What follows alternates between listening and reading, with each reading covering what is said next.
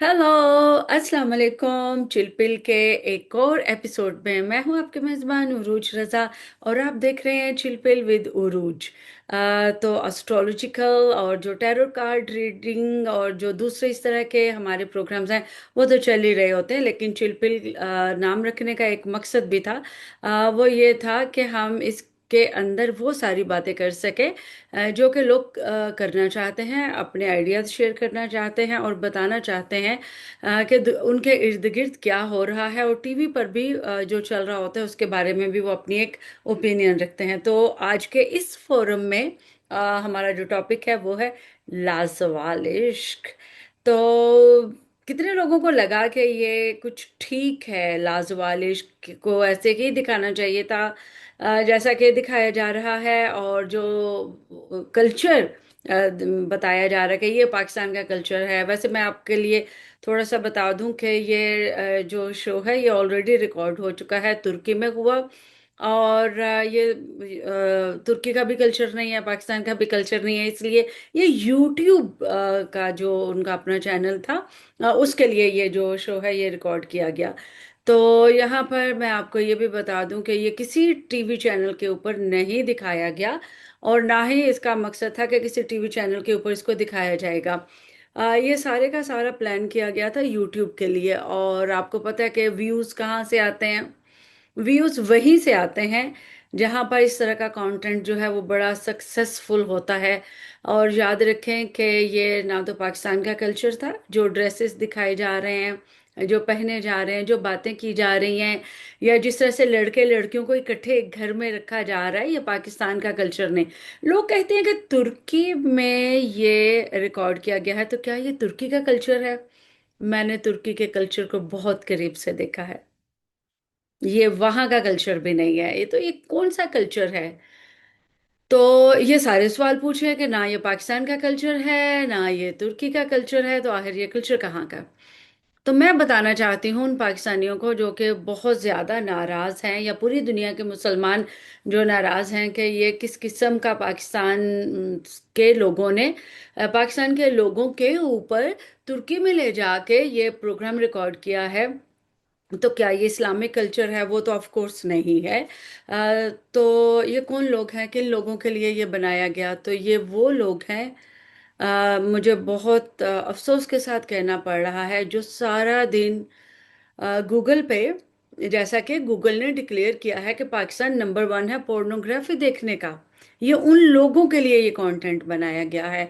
तो वो तमाम लोग जो कि कर रहे, वो आज बड़ा ह्यू एंड क्राई कर रहे हैं, रो रहे हैं, शोर मचा रहे हैं, ये क्या है?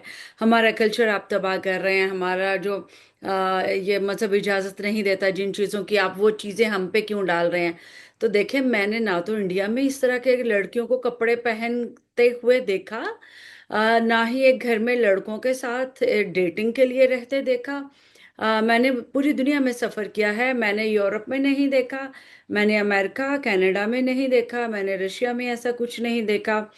तो फिर जाके मुझे ये समझ में आया कि आखिर ये कंटेंट किन लोगों के लिए है। तो मत भूलिए कि पाकिस्तान जो है वो गूगल के एक सर्वे के मुताबिक सारा दिन जो सर्च करते हैं गूगल पे, वो क्या है? आपको पता है वो क्या है? वो है पोर्नोग्राफी।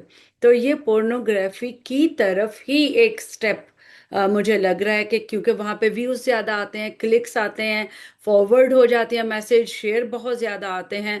तो ये डिजिटल बिजनेस है, और डिजिटल बिजनेस के लिए लोग लाजवालिश को देख रहे हैं। आप खुद देखें कितने व्यूज हैं। मैंने तो शुरू में ऐसे उसको डिस्कार्ड कर दिया कि ये किस तरह, आयशा उमर कैसी लग रही है? भाई, आयशा उमर का कसूर नहीं है। आयशा उमर को तो पैसे मिल रहे हैं ना, आयशा उमर को पॉपुलैरिटी मिल रही है, फेम मिल रहा है। आयशा उमर को मैं बिल्कुल दोष नहीं दूंगी। आयशा उमर जो काम करने आई हैं इंडस्ट्री में, वो वही काम कर रही हैं। तो फिर ये आखिर हो क्या रहा है? तो ये है बिजनेस इकोनॉमी। तो यहाँ पे आपको समझाने के लिए मैं एक छोटी सी बात बताती हूँ कि जो ही आप किसी भी लिंक के ऊपर क्लिक करते हैं तो वहाँ पर व्यू आ जाता है, और उसके बाद अगर आप उसको सब्सक्राइब करते हैं, उसका एक सब्सक्राइबर बढ़ जाता है। जैसे आप द चिलपिल विद उरूज को भी सब्सक्राइब कर रहे हैं, नहीं किया तो कर लें। तो उसके बाद भी क्योंकि हमारे ऐसे कोई प्रोग्राम्स नहीं हैं, हमारे प्रोग्राम्स में अवाम के साथ डायरेक्ट इंटरेक्शन, एक ऐसी खबर पहुंचाना जो कि हम अब टीवी पर नहीं पहुंचा सकते। हम लोग जर्नलिस्ट लोग हैं, लेकिन due to some certain reasons we can not raise our voice, और हमारी बात जो है अखबार में तो छप जाती है, लेकिन शायद स्क्रीन पर अभी कुछ लोगों को कबूल नहीं है, तो इसलिए हम डिजिटल मीडिया पे हैं। लेकिन ये जो रिव्यूज हैं ये भी हम चिलपिल में करते रहेंगे। हम अपनी खबरों को बहुत ज़्यादा संजीदा भी नहीं बनाएंगे। हमारा जो मेन मकसद है वो आपके साथ एक राबता रखना है, एक ताल्लुक बनाना है, जुड़ के रहना है। आपको खबरें भी देनी हैं, आपको रिव्यूज भी देने हैं, आपको एस्ट्रोलॉजिकल हमारे जो सितारों की पोजीशन होती है, मूवमेंट होती है, रेट्रोग्रेडेशन होती है, वो भी बतानी होती है। तो ये सारी चीज़ें हैं। तो वापिस आते हैं अपने उस सब्जेक्ट पर जो कि आज सब के लिए थोड़ा सा परेशान कुन है। लेकिन मैं वही कहूंगी कि परेशान बिल्कुल नहीं होना। आपका ताल्लुक उस मुल्क से है जो कि गूगल पे क्या सर्च करता है आपको अच्छी तरह से मालूम है, और उस गंद के लिए वो नंबर वन पे है। तो आपने गौर किया होगा कि जब आप उस चैनल को जाके लाजवालिश को आप देखते हैं, सबसे ज्यादा व्यूज भी उसी के ऊपर आ रहे हैं। इसका मतलब है कि देखा जा रहा है। इसका मतलब है कि लोग बेशक नफरत से देखें, मोहब्बत से देखें, किसी भी नीयत से देखें, देखा तो जा रहा है। और यही मकसद है लाजवाल इश्क की सीरीज बनाने वालों का, क्योंकि उनको पता है कि यही बिकेगा और यही आगे भी होगा। तो इसलिए इसके ऊपर बहुत ज़्यादा परेशान होने की उस तरह से ज़रूरत नहीं है। एक अच्छी बात यह हुई है कि some lawyers forum went to court, और उन्होंने वहां से जाके एक ऑर्डर निकलवाया है कि ये हमारा कल्चर नहीं है, ना ही हमारा मजहब इस चीज़ की इजाज़त देता है, तो इसको बैन किया जाए। तो वहां पे जाके तो पता चला कि बैन कहाँ पे किया जाए, यूट्यूब पे। तो यूट्यूब का ये चैनल है, पीटीए जो है, एक खास सर्टन एरिया तक, एक खास सर्टन टाइम तक तो उसको बैन कर सकती है, लेकिन पूरी दुनिया में तो देखा जा रहा है, देखा जाएगा। क्योंकि आप लोग देखते हैं, आप लोग व्यूज देते हैं, आप लोग ये कंटेंट देखना चाहते हैं। तो अगर आप चाहते हैं कि ऐसा कंटेंट ना आए, तो सबसे पहले जिम्मेदारी किसके ऊपर आती है? आपके अपने ऊपर, हमारे ऊपर। देखें ही मत।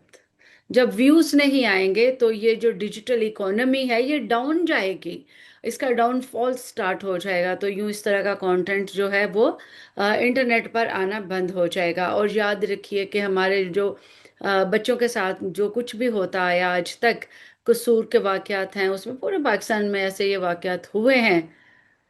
ये क्यों हो रहे हैं? क्योंकि आप लोग देखते हैं, आप लोग सर्च करते हैं इसको यूट्यूब के ऊपर।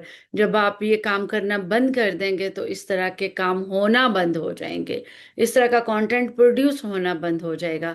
तो मैं यही कहूंगी कि बजाय शोर मचाने के, तनकीद करने के, सिंपल सा काम करें। व्यूज मत दें, लाइक्स मत दें, शेयर मत दें, सब्सक्राइब मत करें। ये हो जाएगा तो किसी हद तक ये जो डिजिटल इकोनॉमी है ये बहुत स्ट्रॉन्ग इकोनॉमी है, इसको आपको समझना पड़ेगा। तो जब ये इस इकोनॉमी का आप रास्ता रोकेंगे तो ये कंटेंट भी बनना बंद हो जाएगा।